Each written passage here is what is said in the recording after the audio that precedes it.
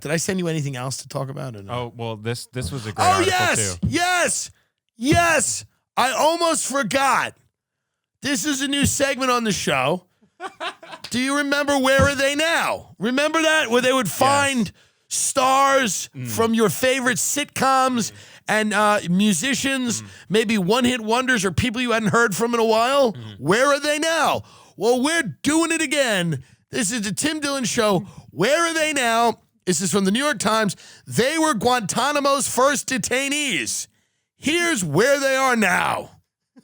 I hope one of them's a music manager and working with Demi Lovato. Let's see. Let's go to where they are now.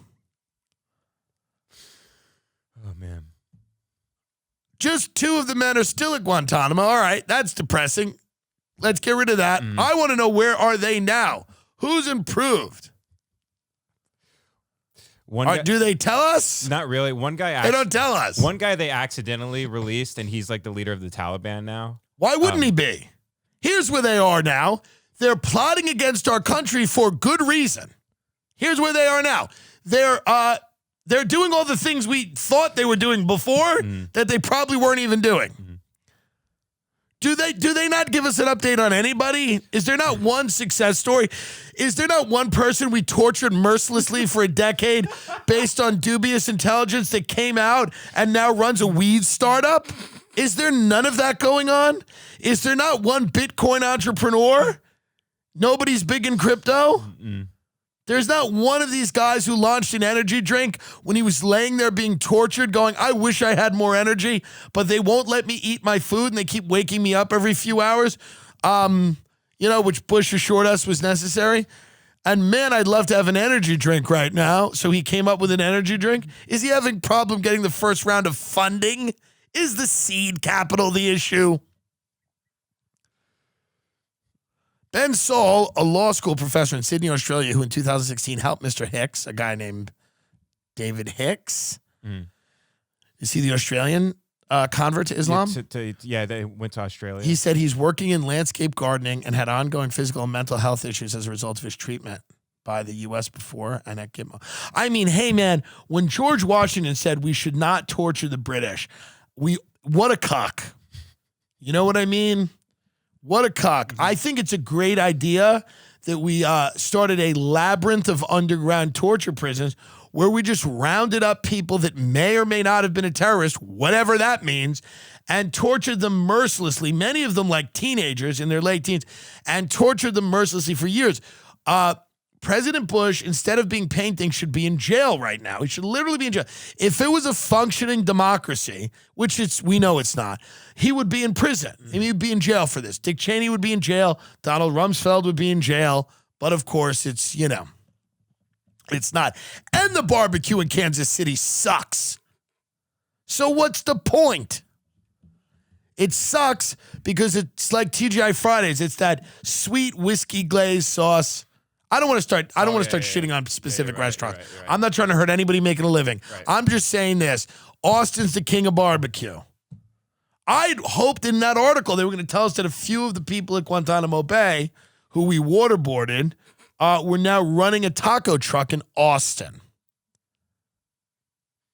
I mean, it's amazing. Remember that when that came out? Everyone's like, it's a conspiracy. It's a conspiracy theory. These people talk less about discrimination than like almost anyone, by the way. People that, you know where they should be? On SNL. They should be on Saturday Night Live doing sketches, doing bits, because this was one of the most disgraceful periods of our country's history. And we were all sold it by 24 and Jack Bauer because there was a ticking time bomb. Well, what happens when there's a ticking time bomb? I don't know, like a memo saying that bin Laden was going to strike and that they were going to use planes and that you had all the intelligence. You had it at the Kuala Lumpur meeting with Khalid Sheikh Mohammed and NORAD, and the jets ended up being somewhere else and the this and the that. You mean one of those ticking time bombs? One of those? Oh. I don't know. Tick, tick, tick. But that's a great news segment for the show. Where are they now? And I think this is just the beginning. I think the Guantanamo inmates are just the beginning, I hope. I hope that America can really embrace a lot of the good that we've done. Where are they now? Where are the kids whose soccer games in Pakistan we bombed? Where are they now? Tell us where they are now. Where are they now? How about the people in Yemen who we've starved to death because we keep giving Saudi Arabia money? Where are they now? But we don't like to talk about this on SNL because it's depressing. All right, you want me to write some jokes about imperialism? Put me in, coach. All right, you bitter two. You want me to go on there? I'll tell you what's happening. But yeah, I mean, where are they now? I didn't realize there was like 800 people that have gone through Guantanamo. And they're out now. Yeah. Well, Guantanamo is just this great idea. Where we would bring people that aren't guilty of anything, a lot of them, literally many of them, and then torture them, giving both the... By the way, there was some documentary where like a Guantanamo guard, I think he converted to Islam and became friends with like one of the dudes. Oh, really? There's some documentary about that. That's how you know what you're doing as a country is working. That's how you know you're doing it's good. When your guards are starting to convert to Islam because they feel so bad about torturing these people. That's how you know it's a great move. It's a good move. And then Bush is painting up people in hijabs, talking about how much he loves immigrants. Everyone talks about how bad Trump was because he, tweeted something mean at Megyn Kelly. That makes a lot of sense. Is this them? Where are they now? Are they protesting the closure of the Echo Park homeless encampment? After an initial period of confinement, they now live with their families in housing provided by the Qataris. They can move freely around the cosmopolitan capital. The women shop at local markets. The children study in a Pakistani-run school, but need the blessing of their host country as well as the United States and destination to travel abroad. So they're on like house arrest kind of? The Trump administration transferred only one detainee, an admitted al-Qaeda terrorist who was sent to his native Saudi Arabia to complete a military commission prison sentence under a plea agreement negotiated during the Obama administration. Among the 30 Yemeni prisoners taken in by the oil state of Oman were blank, blank, blank. He found work at a factory, married, and is now father to 2 children. I meant how many people we just tortured to death there.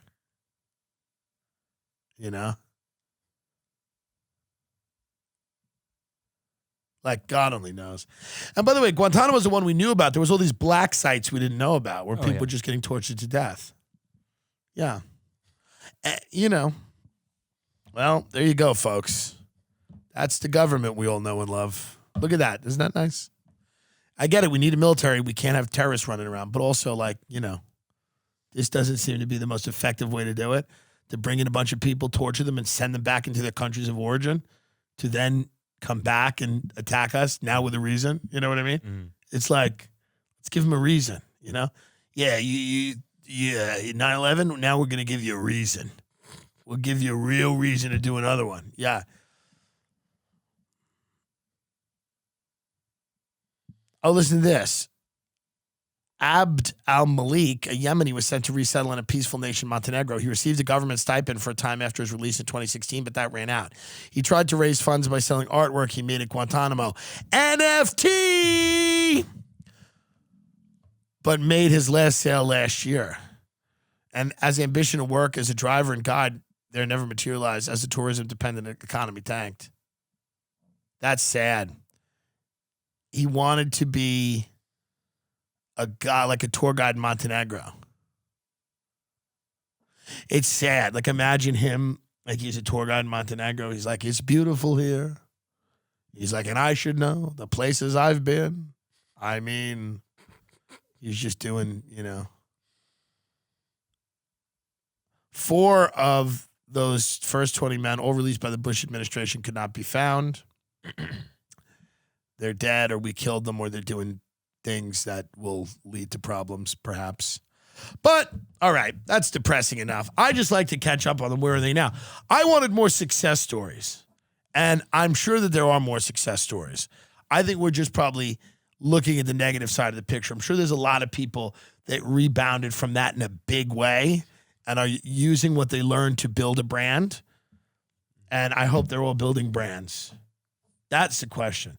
We should have Gary Vaynerchuk talk to people that were tortured at Gitmo and teach them how to build brands. What a great clubhouse room. Gary V tells you how to build a brand when you wake up every 2 hours screaming.